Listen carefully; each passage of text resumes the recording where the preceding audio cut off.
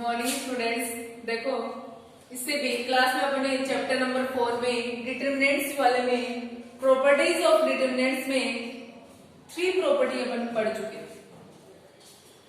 तो देखो 3 प्रॉपर्टी अपन पढ़ चुके थे। अब उसमें ये है अपन कौन सी प्रॉपर्टी पढ़ेंगे, 4th प्रॉपर्टी। देखो इसमें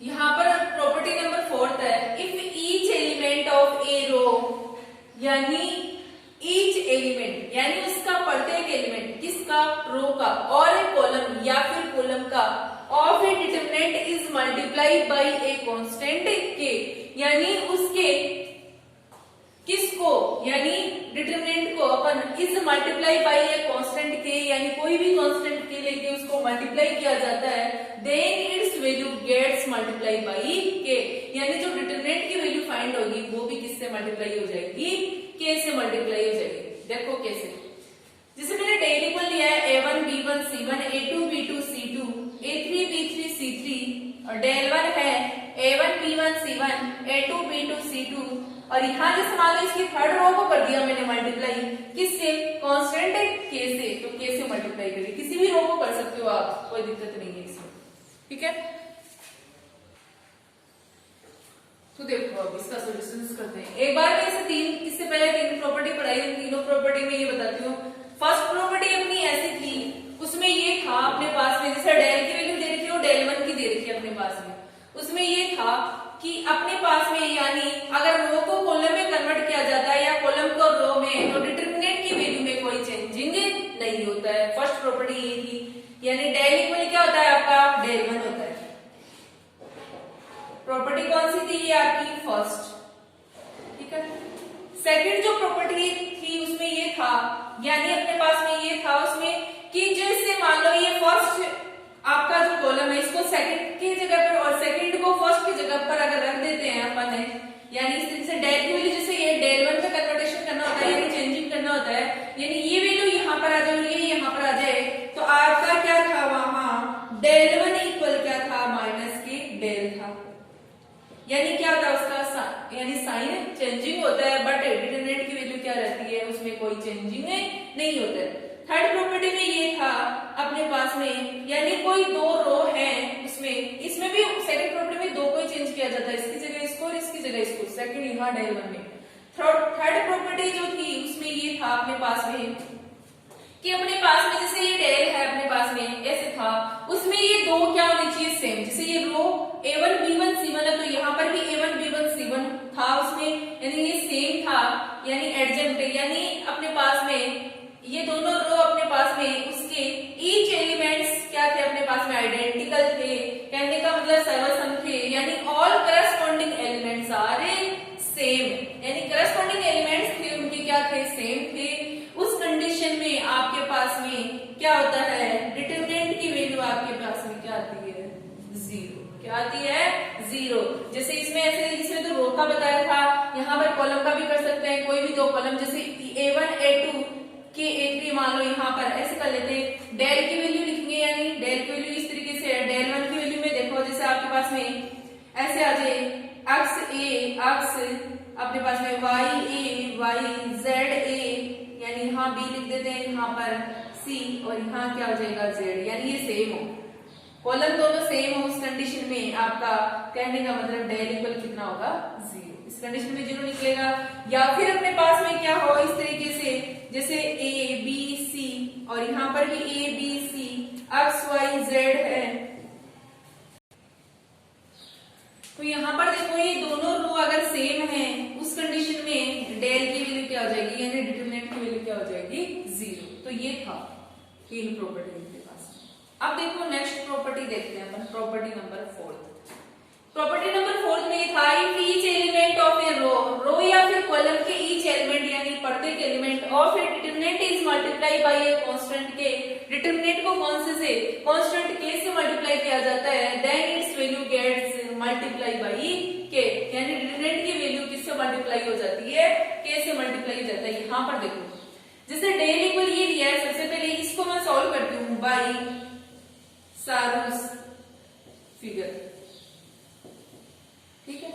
तो देखो यहां से ये चल रहा है a1 b1 C1, A2 B2 C2, A3 B3 C3, यहां आ जाएगा A1 A2 A3, B1 B2 B3। देखो यहां से तो del equal A1 B2 C3 का प्रोडक्ट सम करना है, B1 C2 A3 plus C1 A2 B3 minus कर देना। उसके बाद देखो यहां से ये आ जाएगा A3 B2 C1,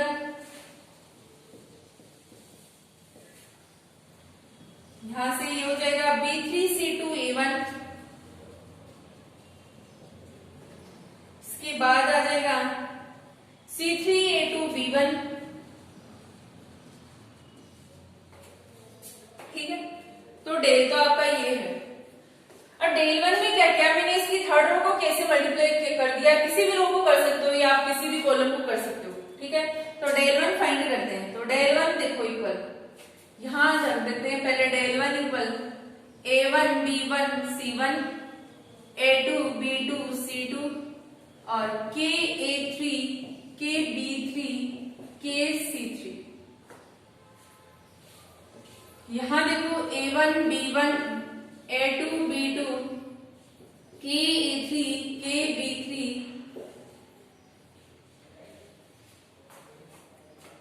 देखो इसका सॉल्यूशंस। तो डेल वन इक्वल क्या हो जाएगा A1 B2 K C3 plus यहां से ये आ जाएगा B1 C2 K A3 plus C1 A2 K B3 minus, अब देखो यहां से इसको करेंगे तो आएगा K A3 B2 C1 plus इसको करेंगे तो ये आएगा K B3 C2 A1 K B3 C2 A1 plus इससे करेंगे तो ये आएगा K C3 A2 B1। अब देखना अब आगे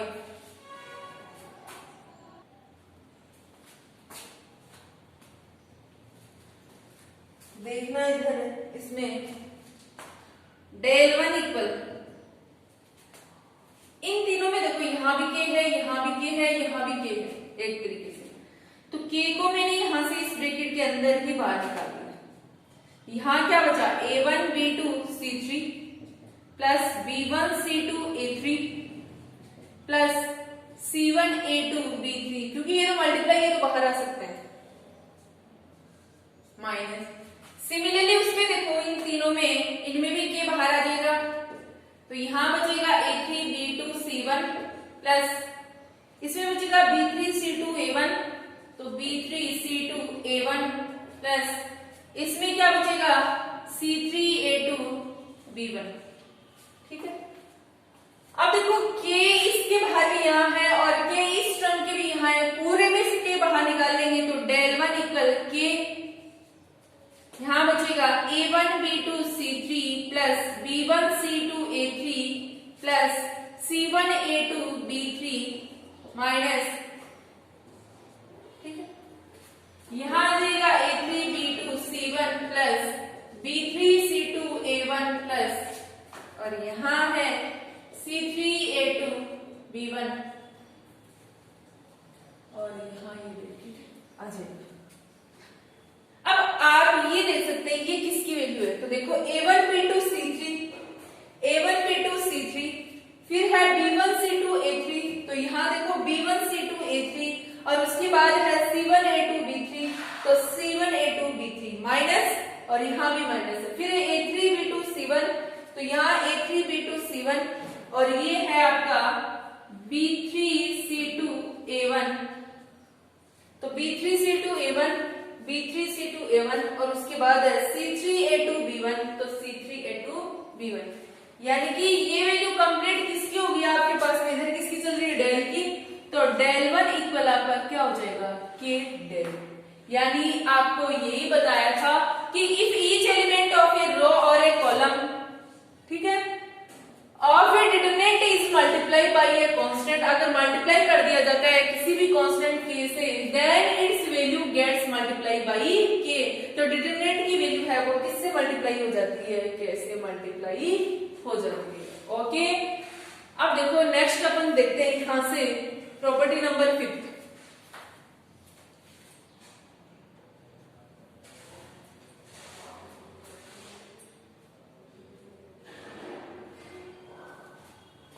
प्रॉपर्टी नंबर 5 देखो, if each elements of a row या फिर कॉलम का each elements of a determinant are expressed as sum of two or मोर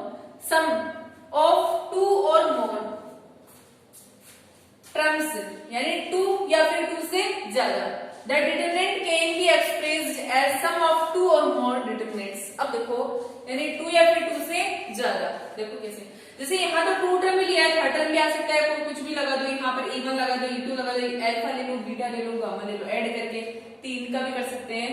जैसे मैंने 2 का दिखा रही हूँ यहाँ पर, इस कंडीशन में देखो एक बार किस तरीके से सोल्यूशन करते हैं। इसका सोल्यूशन जैसे सारे फिगर से अपन कर रहे हैं, मैं इस अदर कोई और दिखा देती हूँ, जैसे आपके पास में plus minus plus minus plus minus, और यहाँ प्लस और माइनस और प्लस, ये एक ही टर्म है एक तरीके से। First expanding along first row, तो यहां से देखो एक्सपेंडिंग अलोंग फर्स्ट रो के अकॉर्डिंग लिखो। सबसे पहले A1 प्लस D1 इसका करना है, तो क्या कहा था, प्लस है तो प्लस हो गया, ठीक है। उस रो को और उस कॉलम को क्या कर देते हैं, उसके एलिमेंट्स को डिलीट कर देंगे, बाकी बचे हुए ही हो जाएंगे। यहाँ क्या है B2 C2 और ये क्या है B3 C, ऐसे सॉल्यूशंस करते हैं। इसके बाद किसका सिंबल है, माइनस का, यहाँ क्या आ जाएगा B1, ठीक है। अब देखो इसमें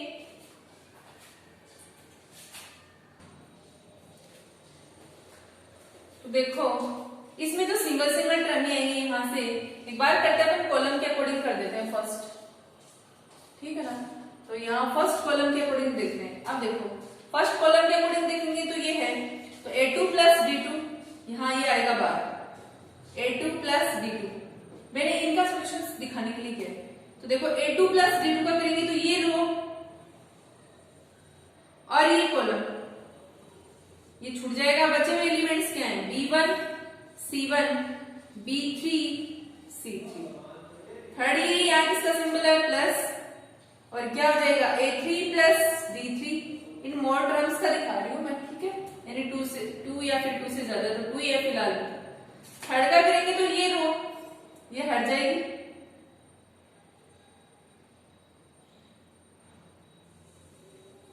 और कॉलम आपका यही रहेगा क्योंकि इसका कर रहे हैं। एलिमेंट्स कौन से बचेंगे, B1 C1 B2 C2, ये बचे। अब देखना एक बार यहां से इसका सॉल्यूशंस करेंगे। इसमें देखो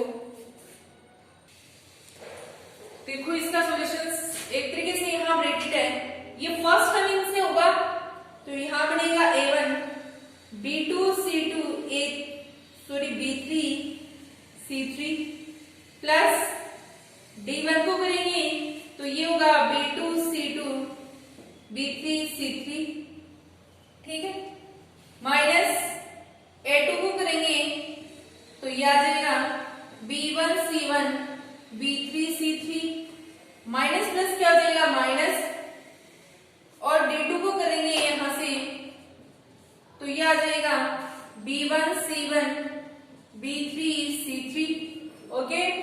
अब देखो यहां से प्लस किसका टर्न है, A3 का, A3 को करेंगे तो B1 C1 B2 C2 plus ये क्या हो जाएगा D3 D3 को करेंगे तो ये आ जाएगा B1 C1 B2 C2, ये हो जाएगा।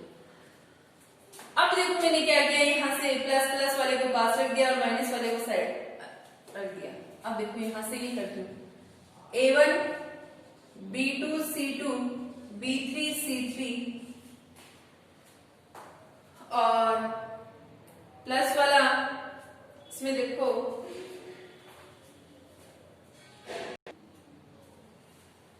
देखो यहां से प्लस है, ये भी किसका है प्लस का, तो D1 B2 C2 B3 और C3 और प्लस का ये है A3 B1 C1 B2 C2 plus D3 है, तो ये हो जाएगा B1 C1 B2 C2। अब देखो माइनस की दोनों है तो माइनस के A2 और यहां क्या हो जाएगा B1 C1 B3 C3 B1 C1 B3 C3 minus D2, ये क्या हो जाएगा B1 C1 B3 C3, हाँ ये आएगा, तो B1 C1 B3 C3। अब देखो ये जो लाइन है आपके पास में, इसको मैं क्या लिख सकती हूँ, एक बार देखना, अगर मैं इसको इस तरीके से लिख दूं डेल इक्वल, देखना A1 B1 C1 A2 B2 C2 A3 B3 C3 plus आपका लिख दूं D1 B1 C1 D2 B2 C2 D3 B3 C3, इस तरीके से लिखो। देखो कैसे लिखा मैंने एक बार, क्या ये जो सॉल्यूशंस है वो इनका ही सॉल्यूशंस है क्या, देखना एक बार। A1 का करेंगे तो ये रो और ये कॉलम छूट जाएगा, यानी इसके एलिमेंट्स है वो डिलीट हो जाएंगे, बची हुई टर्म देखो ये क्या B2 C2 B3 C3 यही है, ठीक है, और A1 है, यहाँ क्या होता है प्लस, यहाँ क्या होता है माइनस और ये प्लस, ठीक है। अब देखो यहाँ से B1 के लिए है क्या, तो B1 का तो मैंने सॉल्यूशंस कर ही नहीं रखा, फिर देखो किसके लिए अपने पास में D1 के लिए, तो D1 वाले में आ जाए यहाँ से और प्लस, तो प्लस है अपने पास में और फर्स्ट क्या होता है प्लस होता है, ठीक है। तो D1 के लिए करेंगे तो इसके एलिमेंट्स यानी इसका तो फाइंड कर ही रहे हैं, ये क्या हो जाएगा डिलीट, ये इसमें भी ये डिलीट हो गए थे, बचे हुए B2 C2 B3 C3 देखो, ठीक है। प्लस उसके बाद यहाँ किसका आ रहा है A3 का, तो A3 का देखो ये रो और ये कॉलम, बचे हुए B1 C1 B2 C2 तो B1 C1 B2 C2 और A3 देखो यहाँ किसका आएगा प्लस माइनस प्लस, यहाँ माइनस और यहाँ प्लस माइनस प्लस, तो देखो प्लस, ठीक। D3 वाले में देखो इसका करेंगे तो ये रो और इसके कॉलम के बचे हुए B1 C1 B2 C2 B1 C1 B2 C2, ठीक है। और देखो यहाँ पर D3 किसका आएगा, जब ये पॉजिटिव है तो ये भी क्या होगा आपका पॉजिटिव होगा, ठीक है, ये सेट कर दिया। फिर उसके बाद देखो यहाँ किसके लिए A2 के लिए, तो A2 देखो यहाँ किसका सिंबल है माइनस, तो माइनस आ गया, A2 के लिए करेंगे तो ये रो छूट जाएगी और ये कॉलम आ जाएगा आपका, ठीक है, तो B1 C1 B3 C3 आ जाएगा, तो ये हो गया, ठीक है। उसके बाद यहाँ किसके लिए कर रहा है ये D2 के लिए, तो D2 अपना कौन सा है ये है, तो ये रो और ये कॉलम हट जाएगा, तो B1 C1 B3 C3 ये आ जाएगा और D2 की वैल्यू यहाँ ये किसकी हो जाएगी माइनस की हो जाएगी। तो देखो जब आपके पास में दो एलिमेंट्स यानी ऐड हो या टू या फिर टू से मोर हो तो अपन क्या लिख सकते हैं, पहले इस तरीके से बना लेना आगे को, कैसे बनाओगी ये तो मैंने एक बार सॉल्यूशंस दिखाया, प्रूफ करके दिखाया इसको, A1 P1 C1 ये लिख लेना, A2 B2 C2 A3 B3 C3, इससे डिटरमिनेंट बन जाएगा, बीच में क्या आ जाएगा प्लस, क्योंकि प्लस चल रहा है यहाँ, ठीक है। उसके बाद देखो इसको D1 को लेंगे, D1 P1 C1 D2 B2 C2 D3 B3 C3, इस तरीके से बना देंगे।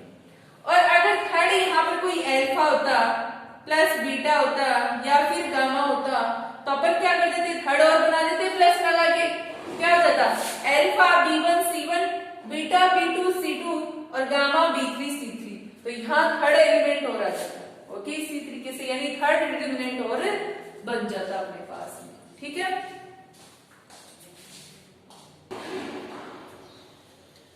देखो सिक्स्थ प्रॉपर्टी आपकी, if the elements of any row और कॉलम, एलिमेंट्स किसके रो के और कॉलम के of a determinant is added और सब्ट्रैक्ट, ऐड किया जाए या फिर सब्ट्रैक्ट किया जाए with any of other row, यानी एनी ऑफ अदर रो हो या फिर कॉलम हो, with a multiple of constant, यानी मल्टीपल ऑफ ए कांस्टेंट, कोई भी कांस्टेंट ले सकते हैं, then value of the determinant does not change, उस कंडीशन में डिटरमिनेंट की वैल्यू है वो चेंजिंग नहीं होती है। तो देखो del equal a1 b1 c1 a2 b2 c2 a3 b3 c3, ये अपने पास है।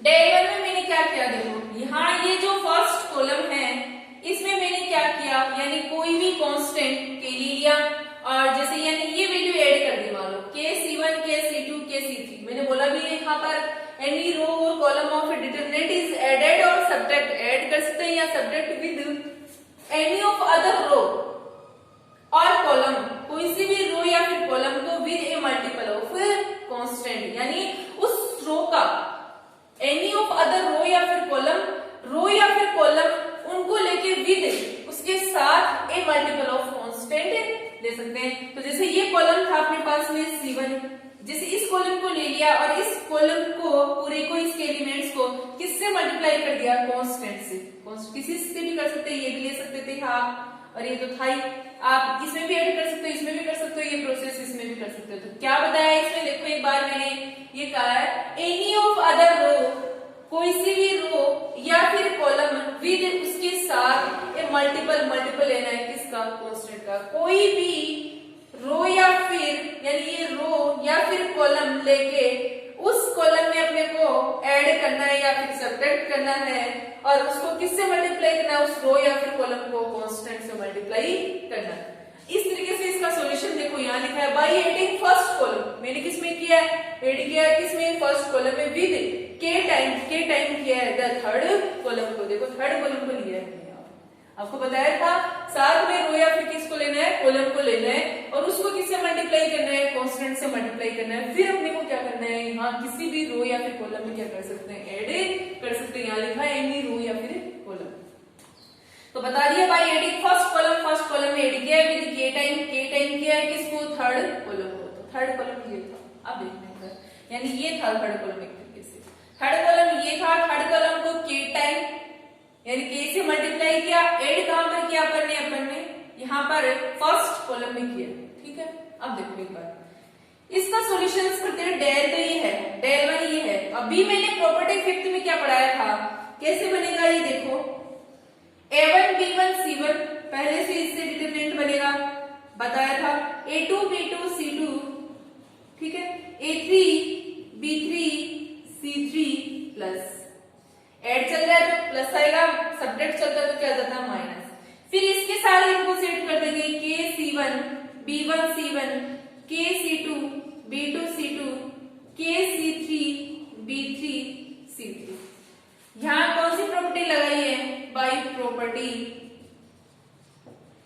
फिफ्थ से किया, यहां लिखना भी है प्रॉपर्टी फिफ्थ की है से किया करने, डेल इक्वल, ये तो मेरा देखो एक तरीके से डेल इक्वल है अपने पास, सॉरी ये डेल वन है यहाँ, तो डेल वन चल रहा है, ये वैल्यू देखो किसकी है, डेल की अपने पास में, तो यहाँ इसकी जगह में क्या लगा सकते हो, डेल प्लस प्रॉपर्टी फोर्थ में अपन ने क्या पढ़ा था, यानी अपने पास में कोई भी रो या फिर कॉलम है अगर कांस्टेंट से मल्टीप्लाई होता है कांस्टेंट से, तो वो कांस्टेंट है वो उसका क्या आ जाता है, बाहर आ जाता है, यानी वो डिटरमिनेंट है वो किससे मल्टीप्लाई हो जाता है, कांस्टेंट से, तो ये के है वो पूरी के बाहर आ जाएगा। और देखो मैंने बताया था प्रॉपर्टी फिफ्थ में आपके पास, तो ये प्रॉपर्टी फोर्थ में आपके पास में क्या था, डेल वन इक्वल में के डेल था, क्या था, डेल वन इक्वल के डेल। तो देखो इस तरीके से के ये मेरे बाहर आ जाएगा और डिटरमिनेंट रह जाएगा, तो डिटरमिनेंट आपका क्या बचा, c1 b1 c1 c2 b2 c2 c3 b3 c3, ये आ गया। अब देखो अपने पास में देखो यहां पर लिख देंगे कौन सी प्रॉपर्टी यूज हुई है, प्रॉपर्टी फोर्थ, ठीक है। अब आगे सॉल्यूशन देखो इसका, del one equal del plus के,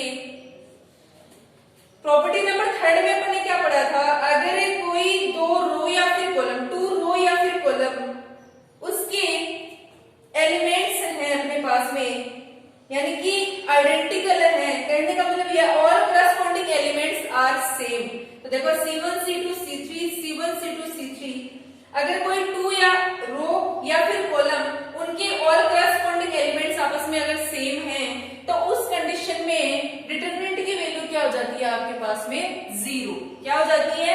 जीरो। तो इस कंडीशन में यहाँ पर आपके पास में क्या आएगा? इसका जीरो आ जाएगा। ओके, सॉल्यूशंस करेंगे तो डेल वन इक्वल में डेल प्लस के को जीरो से करेंगे तो क्या हो जाएगा? जीरो। तो डेल वन इक्वल में यहाँ पे क्या आ जाएगा? डेल आ जाएगा। और यहां पर लिख देंगे अपन ने कौन सी प्रॉपर्टी लगाई है? Property third. को पता है अगर ऑल करस्पॉन्डिंग एलिमेंट्स यानी कोई टू रो या फिर कॉलम के सेम है इस कंडीशन में इसकी वैल्यू आपके पास में डिटरमिनेंट की यहाँ क्या हो जाएगी? जीरो। इसका सॉल्यूशंस करेंगे तो जीरो आएगा। तो के इंटू जीरो आपका क्या हो जाएगा? जीरो। तो यानी डेल प्लस क्या इंटू जीरो हो जाएगा और डेल में जीरो ऐड करेंगे तो क्या आ जाएगा आपके पास में? डेल आ जाएगा। तो डेल वन इक्वल क्या आ गया अपने पास में? डेल आ गया यहाँ पर। ठीक है, आपको पूरी प्रॉपर्टी लिखने की जरूरत नहीं है। प्रॉपर्टी के सीरियल नंबर वही रहेंगे, कहीं आप एक्सचेंज मत कर देना कि याद आ गई बीच में 6 लिख दी, 4 लिख दी, 5 लगा दी, ऐसे नहीं होगा। जैसे सीरियल नंबर 6 नंबर की प्रॉपर्टी तो इसका रूल यही याद रखना पड़ेगा कि 6 प्रॉपर्टी में होता है क्या है, 5th प्रॉपर्टी में क्या होता है, 4th में क्या होता है, 3rd में क्या होता है, 2nd में क्या होता है, 1st में क्या होता है। जो रूल्स है वो वैसे ही रहेंगे। उन्हीं प्रॉपर्टी को ध्यान में रखते हुए इन क्वेश्चन का क्या करना है? अपने को सॉल्यूशंस करना है। तो मैंने ये दिखा दिया है, नेक्स्ट अपन कल देखेंगे। Okay, thanks.